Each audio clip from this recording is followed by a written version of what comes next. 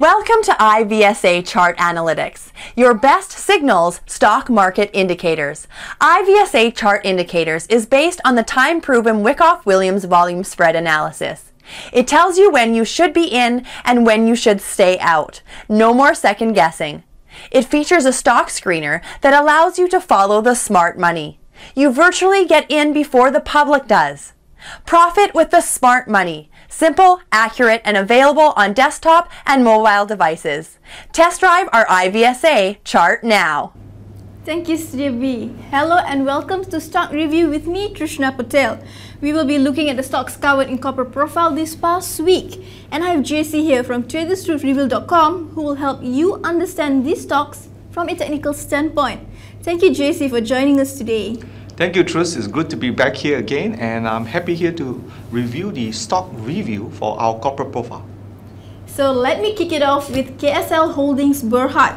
The KSL Group is a property developer and manager with focuses primarily in township development. It also has a number of successful projects in Johor Bahru, including in Iskandar, Malaysia.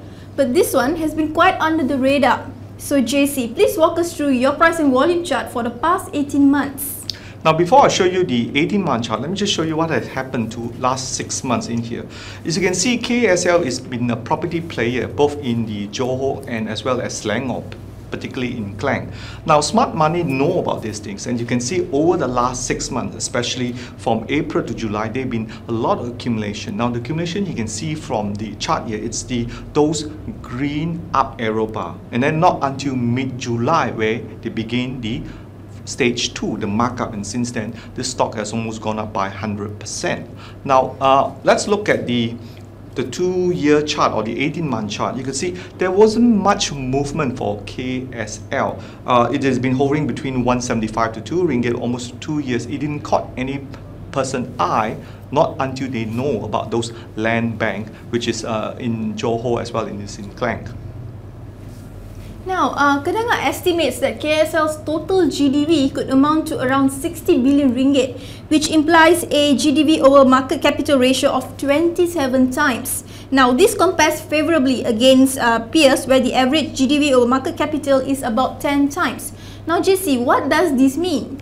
Now, if you look from the chart, a lot of this price has already been priced in because if you look at it, the PE for KSL is only about 4 to 5 times. So that's very low price PE compared to the other so-called property player, especially they have a dual bank, in this case it's Iskandar. So the 27 times that we talk about, it's fairly good deal. That's how I see from here.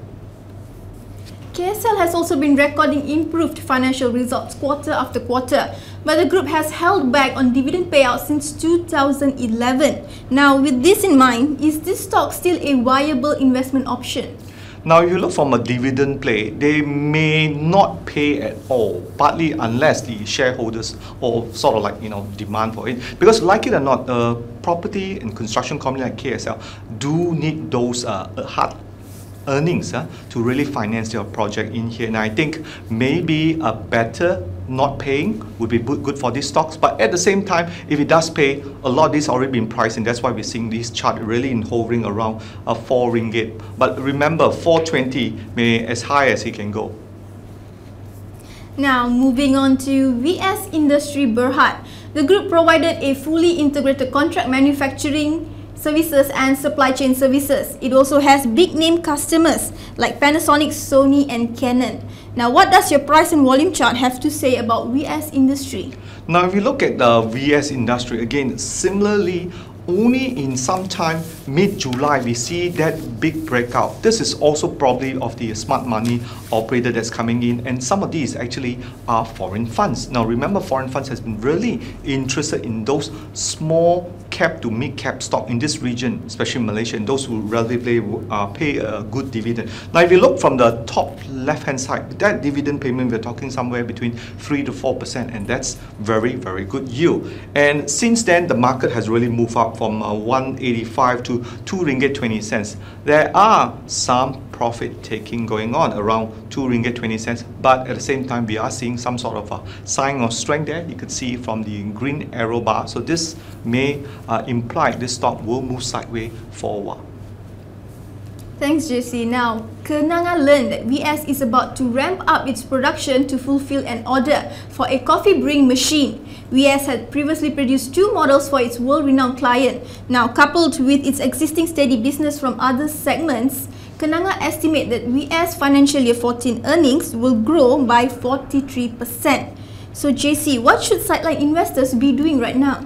Now, if you look for me, this is growth. Now, this coffee thing is coming in, it's going to give more business to VS. That's what you're seeing on the right side, particularly below that, it's a lot of volume. Now, this stock also at the same time is not covered by the big broker houses. Only smaller ones are covering. And when the big broker houses are covering this, we will see there is a possibility, maintaining the dividend payment, this stock will go beyond 2 ringgit 20 cents. Now, let's look at Felda Global Ventures Berhad. FGV launched a voluntary conditional cash offer for Asian plantations. With FGV paying about £2.20 per share, this would set FGV back by around 628 million ringgit. But APL's estate in Sarawak are primarily immature and loss-making. So JC, is this a good time to pick up on FGV's shares?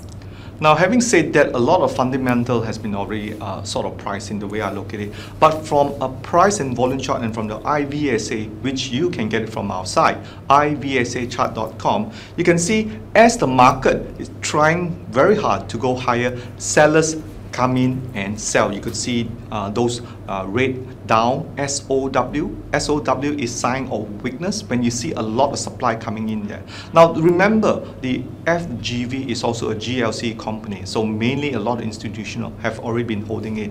If they are selling, what will this do? That's why the stock price is continuing going lower. But what I like to do is before I want to accumulate, I like to see a bit more support, maybe around 3 ringgit 75, 3 ringgit 60 cents, accommodated by volume. If you see from the chart here, there's not much of an ultra high volume, and the volume is what I'm looking for. Now JC, Kenanga said in a note that FGV's upside is limited due to its current low prices of crude palm oil. It also pointed out that downside is also limited as FGV is already trading below its IPO price. Would you agree with this? Yes, I generally would agree with it. Now, looking at the Bloomberg research report that you see here, there are as many as sellers, analysts, as well as buyer analysts. So that's what this stock FGV is locked in the sideways market. Now, dividend payment going forward isn't that great, 1.26, and like it or not, there are many other plantation players that offer better value than FGV. Now, moving on to stocks that made the news this week, with online shopping being all the buzz lately. Tai Malaysia Berhad got some investor interest this week when it announced that it will be launching online stores for Uniqlo Malaysia on the 15th of September. Now JC, do you see this as a catalyst to trigger higher stock prices? Now, like it or not, Tai Asia or Tai Malaysia has always been a traditional property player. I think they do have a segment, in this case retail garment, and that's where Uniqlo fit into the picture. But like all retailer, online or offline, eventually they have to go online. So a lot of this I believe can be just merely equal. A lot of the contribution are actually coming from the property sector. Now remember, earlier we talked about KSL, about undervalued contribution from the property sector. Again, property is what I'm looking for, and as long as property will generate the cash, you will see Tai eventually break back to the 2 ringgit 45 cents. Meanwhile, there is support here denoted on the right side when we see a lot of green arrow there, sign of strength. Look out for that.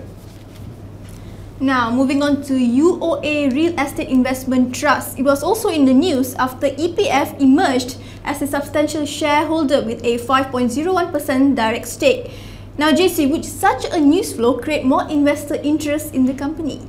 Now, I believe this 5% owner stake of EPF in UOA REITs, it's part and parcel of the daily buying and selling. Now, remember, EPF is one of the largest institutional buying in the Bursa Malaysia share. Now, looking from a UOA REITs in here, we have a weekly chart over the last 6 months. Since then, market hasn't really done much at all. Now, a lot of things also depending on the interest rate movement. I did talk to a couple of research heads. Now, we already had one interest rate rise recently, and there are a speculation of another one in November. However, the news is there may not be another one going up. So that's why we are seeing UOA REITs breaking above the 145 ringgit onwards. And I say once they do that, higher prices is expected because you have strength coming in now.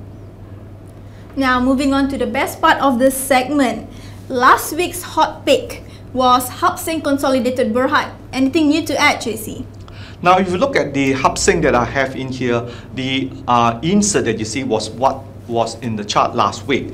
We have strength coming in here, but since then, market is still pretty much tailing sideways on a little bit of sign of strength in here. So that's test on low volume, and that's good. As long as we don't see a bit of selling now, who knows? Once volume come in, you will see this Seng consolidated break much higher and perhaps going above to 3 ringgit 90 cents.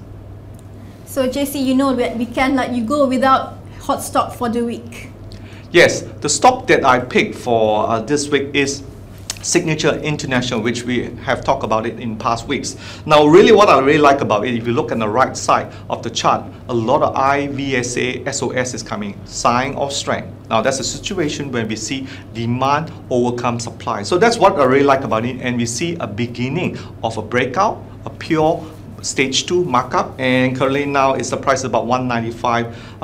Holding this level in here with volume coming in, perhaps then we will see like going above 210, 220. Thanks JC for your valuable insights. That's all the time for today, but be sure to catch Stock Review next Wednesday for more hot stocks. Have a good trading week. I'm Trishna Patel.